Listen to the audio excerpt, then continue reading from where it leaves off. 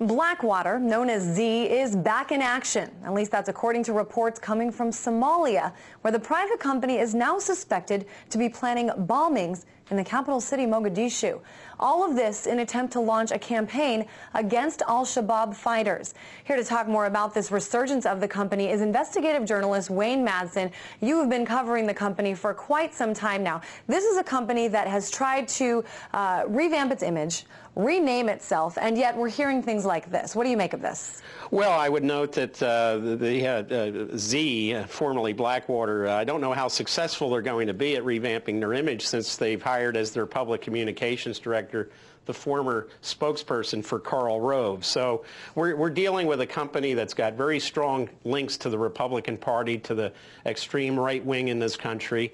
And the idea that they're maybe fomenting problems in Mogadishu, engaged in false flag attacks to get the warring parties there at each other's throats is nothing new. The same charges have been leveled against Blackwater Z in Pakistan, including by former heads of the Pakistani Inter-Service Intelligence Organization, the ISI. They've also been thought to be behind roadside bombings in Algeria that are later blamed on the Islamist Al-Qaeda in North Africa. I mean, Al-Qaeda's got more subsidiaries, it seems, only rivaled by Blackwater, which we have this case now where two of their affiliate employees working for a company called Paravant were arrested recently by the FBI for killing some Afghanis after a traffic accident in Kabul.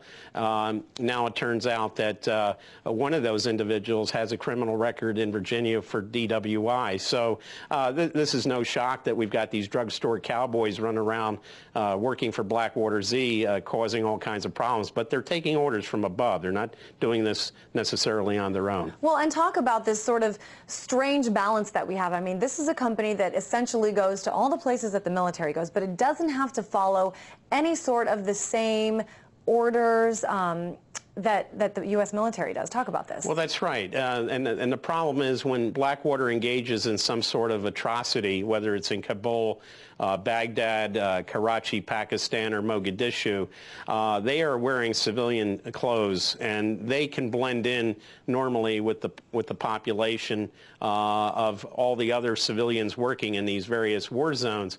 The problem is that when the groups that they're attacking want retaliation, they find the closest uniformed American military personnel. So U.S. military personnel, and this comes to me from people in the Pentagon, they're the ones that are taking the retaliation for the shenanigans that Blackwater Z causes in these various countries. Well, I think that's a really important point to raise. I mean, this is a company whose some of the things that they're accused of doing, that this is something that gives this country a bad name. I mean, doesn't the government want to get a little more involved? Well, I would note that the chairwoman of the subcommittee, the House Intelligence Subcommittee on Investigations and Oversight, Jan Schakowsky from Illinois, is proposing legislation that would ban Blackwater Z. Easier said than done. This is a very politically wired company with a lot of links to the Republicans and some Democrats. It's going to be very hard for her to do that. Well, besides allegedly having a role in Somalia, Blackwater's also running to get a $1 billion contract from the Pentagon to train the Afghan police force. You were talking a little bit about that, but it's just a little confusing to me how they can actually come back to the United States and have this potential.